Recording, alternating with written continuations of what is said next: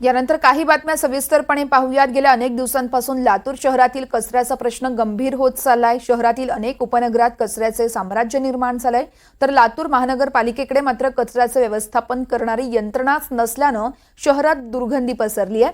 त्यामुळे नागरिकांचं आरोग्य देखील धोक्यात आलंय। कचरा प्रश्नासंदर्भात नागरिकांशी संवाद साधला आहे आमचे प्रतिनिधी सुनील कांबळे यांनी। लातूर शहरामध्ये गेल्या अनेक दिवसापासून कचऱ्याचा प्रश्न जो आहे तो ऐरणीवर आलेला आहे।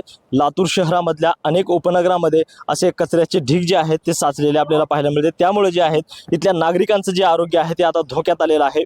एकेकाळी महानगरपालिका ही देशामध्ये अव्वल स्थान स्वच्छतेमध्ये मिळवली होती, मात्र आता याच महानगरपालिकेकडून जे आहे शहरामध्ये कचरा व्यवस्थापन करण्यासाठी कुठलीही यंत्रणा उपलब्ध नसल्यामुळे शहरातल्या अनेक भागांमध्ये जे आहे कचऱ्याचं मोठं साम्राज्य निर्माण झालेलं आहे। त्यामुळेच आता नागरिकांच्या आरोग्याचा धोका जो आहे तो निर्माण झालेला आहे। माझ्यासोबत या ठिकाणी काही नागरिक आहेत, आपण त्यांच्याकडनं जाणून घेऊयात की मला सांगा काय नेमकं कधीपासून हा कचरा उचलत नाहीत, काय तुम्हाला महापालिकेचे लोक सांगतायत? गेले 1-1.5 वर्ष झाले इथं कुणीच येत नाही, घंटागाडी वगैरे येत नाही आमच्या तिकडे, आणि आमचं आरोग्य खूप धोक्यात आलेलं आहे। आमचे लहान मुलं शाळेत जायचे वगैरे घाणीतून जावं लागते आम्हाला। खिडकी उघडता येत नाही आम्हाला, दरवाजे उघडता येत नाही, मोकळी हवा मिळत नाही आम्हाला। खिडकी उघडली की आम्ही नुसता वास येतो आम्हाला, घाण मच्छर एकदम घरात येतात। आमचं आरोग्य धोक्यात आलेलं आहे। तुम्ही महापालिकेकडे वारंवार पाठपुरावा करून सुद्धा कचरा उचलला जात नाही। किती बी तिला सांगा, कुणी येत नाही, कचरा गाडी येत नाही, सांगितले बी ऐकत नाही। लहान लहान लेकरं आहे, आजारी पडते, ती कचऱ्यामध्ये जावं लागते। कुत्रा येते, मांजर येते, डुक्कर येते, ती कचरा आणून दारासमोर टाकते। तीच कचरा उचलून पुन्हा आम्हाला फेकावं लागते। जास्ती बोलले तर बाई भांडण करते, म्हणते मी तुमच्या दारात टाकायले का? तुमच्या दारापुरते बोलायचे, रोडवर टाकायले काय बोलायचे नाही? कसं करावं? तिला काय कळत नाही का? येऊन बघ करा, कचरा गाडी पाठव, ती बी काय बघत नाही। कुठपर्यंत गप्प बसव? 2-3 वर्ष झाले। हिच्यासाठी आमची विनंती आहे की तिने ही करा, नाही तर तिला बरखास्त करा। किती दिवसापासून कचऱ्याची गाडी येत नाही? आम्ही इथं 2-4 वर्षापासून तेव्हापासून इथं कचरा आणून टाकते सगळे लोक, पण नगरपालिकेचे काहीच घेत नाहीत ऑप्शन।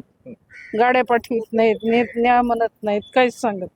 वॉर्ड मेंबरचं काम आहे की हे सांगणं करणं। आम्हाला त्रास व्हायला नाही, येता जाता नुसता वास येतंय, हे येतंय। कुठून पार त्या मस्जिद पासून डोकं टाकतात कचरा। एकूण जर पाहिलं महानगरपालिकेचे जे कर्मचारी आहेत या ठिकाणी जे कचरा उचलण्यासाठी येत नसल्याची तक्रार जी आहे ते नागरिक करतायत। मला सांगा कधीपासून या ठिकाणी कचरा उचलला जात नाही? आज 2-3 वर्ष झालं ह्याच्याकडे अजिबात लक्ष नाहीये कचऱ्याचं। आम्ही घरपट्टी देतो, सगळी पट्टी देतो, तरी सुद्धा स्वच्छता पथदिवे नाहीत आमच्या इथं, कसलीच सोय नाहीये। इथून पूर्ण मांजरं डुकरं नाही ते प्राणी फिरतात, पिसाळलेले कुत्रे झालेत। त्याच्यामुळं आम्हाला मुलांना माझा चावा घेतलेला आहे त्यांनी। मग हे सगळं कचऱ्यामुळं फक्त होत आहे इथं। मग हे लवकर स्वच्छता व्हायला पाहिजे इथं, आमची अशी मागणी आहे।